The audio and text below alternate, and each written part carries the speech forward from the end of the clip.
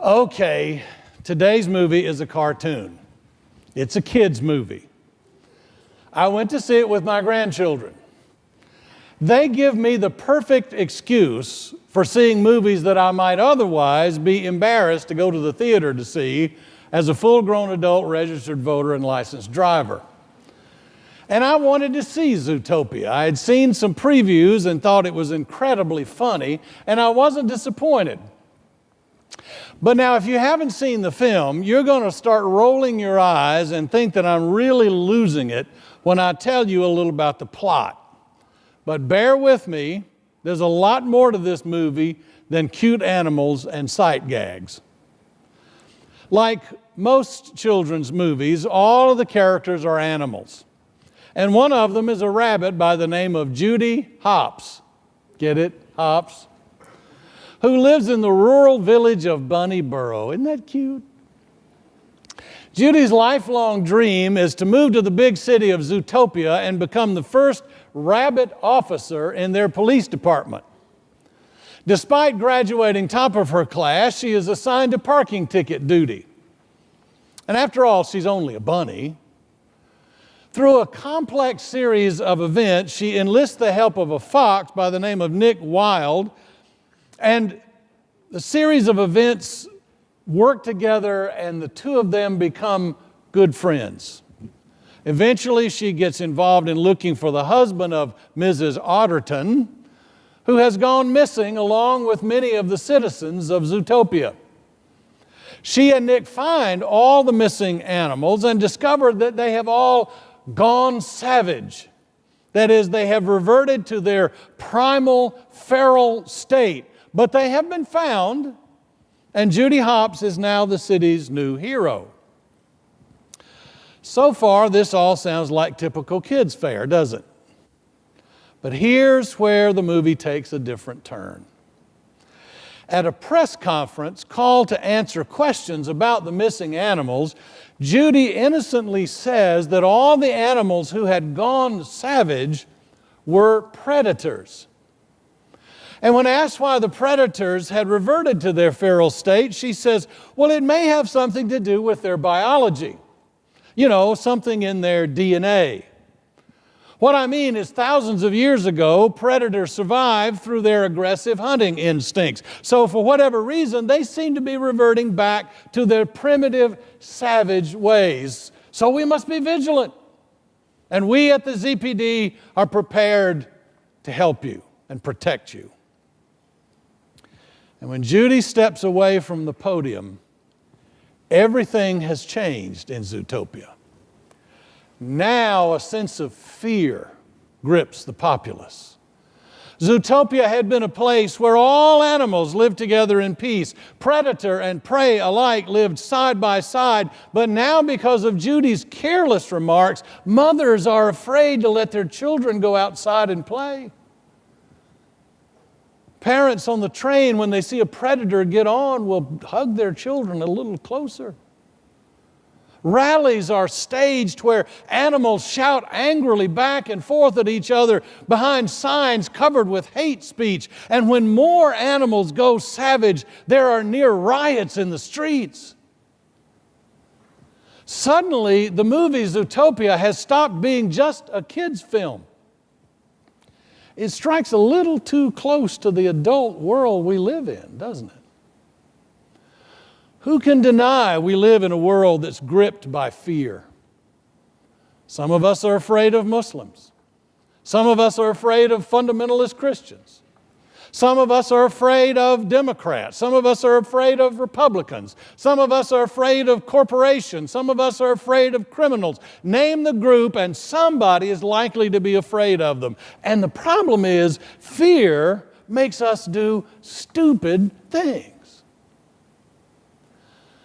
Heard about a couple named Andy and Janet who invited a bunch of friends from their church over their house for dinner. And they wanted it to be a really big to-do, and they even hired a lady from town named Beulah to help cook and serve. And now Janet wanted to make mushroom smothered steak, but she decided against it because she thought mushrooms were too expensive. Her husband Andy said, well, why don't you go down to the pasture behind the house and pick some of the mushrooms growing there? There's plenty in the creek bed. And Janet said, oh no, some wild mushrooms are poison. I can't take that chance. And Andy said, I don't know. I see wild animals down there eating them all the time, and they seem to be okay. So Janet decided to give it a try. She picked a bunch of mushrooms, got them ready for the steak, but just to be sure, she went out on the back porch and fed a mess of those mushrooms to their old dog, Spot. And all morning long, she watched old Spot. And he looked healthy as a horse. So, with Beulah's help, she cooked up the mushrooms and served them on the steaks that night. After the meal, while everybody was sitting around talking, commenting on what a wonderful meal it had been, Beulah came out of the kitchen and whispered in Janet's ear. She said, Miss Janet, old Spot is dead. Cold fear gripped Janet's heart, and she cried hysterically, we've all been poisoned, call 911. And when the EMTs arrived, they went to work on the guests as rapidly as possible. And when they left and the guests were looking pale and weak from the effects of the stomach pump and the enemas, Janet said to Beulah, thank you so much for telling me about old Spot. And Beulah said, yeah, it's a real shame. The fellow who ran over him didn't even stop.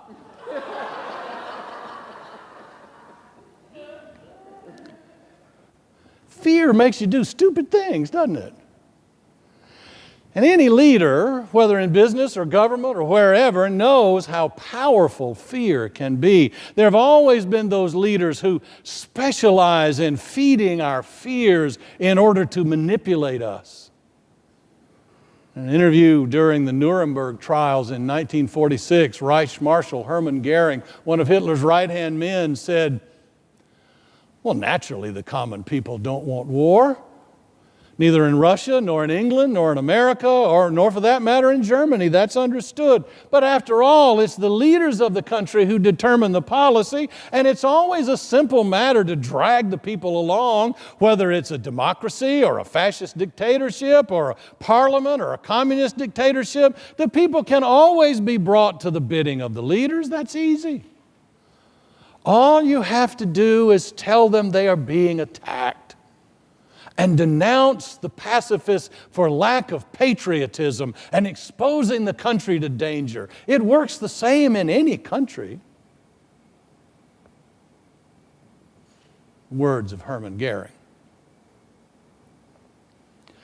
Maybe that's the reason why the phrase, fear not, crops up so often in the Bible. Maybe the biblical writers knew how effective fear could be as a means for controlling people. The writer of 1 John obviously knew it. After extolling the wonder of God's love, he says, there is no fear in love, for perfect love casts out fear. Now that word perfect can be understood to mean mature. And so mature love has no room for fear. Not only does fear open us to control, but it also pushes love for others out the window. John says those who say, I love God and hate their brothers or sisters are liars. For those who do not love a brother or sister whom they have seen cannot possibly love God whom they have not seen. Those who love God must love their brothers and sisters also. The movie Zootopia does a good job of demonstrating the inability of love and fear to coexist.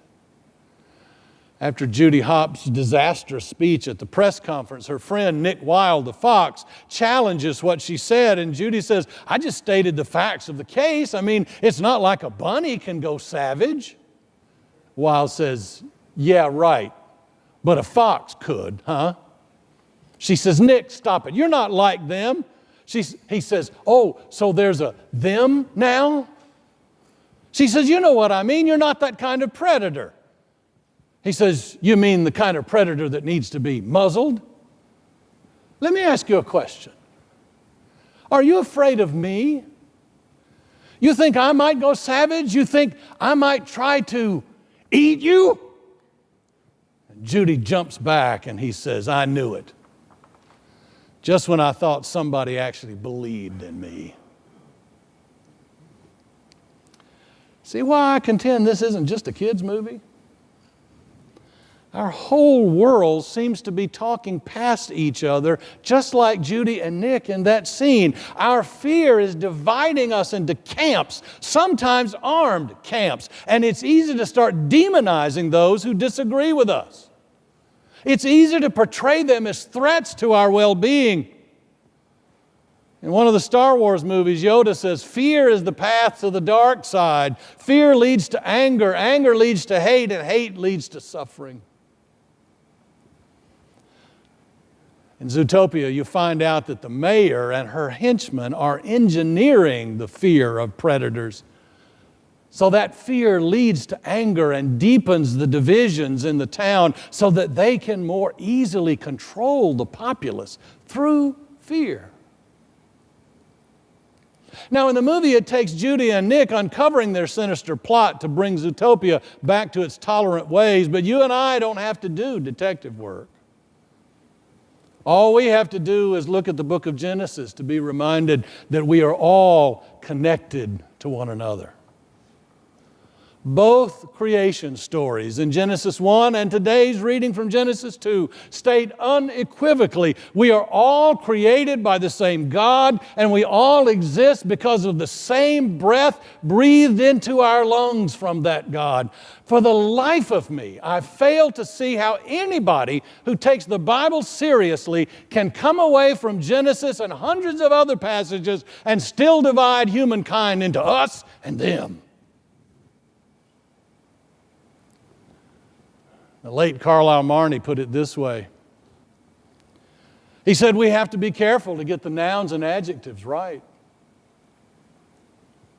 Life's adjectives are words like white, black, Latino, Asian, gay, straight, man, woman, Christian, Muslim, Jew, Buddhist, Hindu, tall, short, fat, skinny, Democrat, Republican, independent, and a host of other words. They're all important words.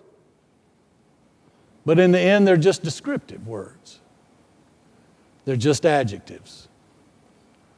The only ultimate words are the nouns of life. Words like person, human being, child of God. And when we get those two categories mixed up, our world descends into the kind of madness and fear that grips Zootopia. When we elevate the adjectives to ultimate status, we can justify almost anything to keep them away from us.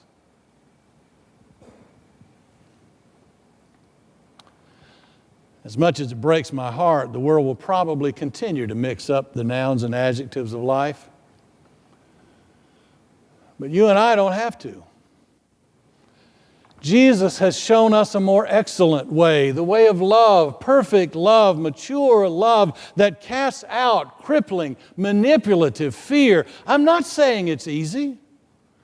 The howls of fear echo in our ears every day, and anytime one person or a group refuses to be afraid, another person or group who is already afraid becomes even more afraid. Nobody ever said discipleship was easy. Love isn't easy because it makes you vulnerable, but somebody has to start getting the nouns and the adjectives right. There's too much at stake to put it off any longer.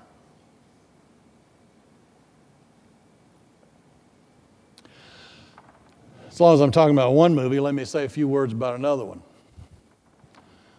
The film 42 tells the story of how African-American Jackie Robinson integrated professional baseball by playing for the Brooklyn Dodgers in the late 1940s and early 1950s. The man who made it happen was Dodgers manager Branch Rickey, played in the film by Harrison Ford, who in the movie chomps on his cigar and tells Robinson that whoever is the first African-American in baseball will be viciously attacked, verbally and physically. And in the film, he says to Robinson, I know you're a good ball player. What I don't know is whether you have the guts. And Robinson replies, Mr. Rickey, are you looking for a Negro who isn't afraid to fight back? And Rickey explodes, Robinson, I'm looking for a ball player with guts enough not to fight back. Now, I enjoyed 42.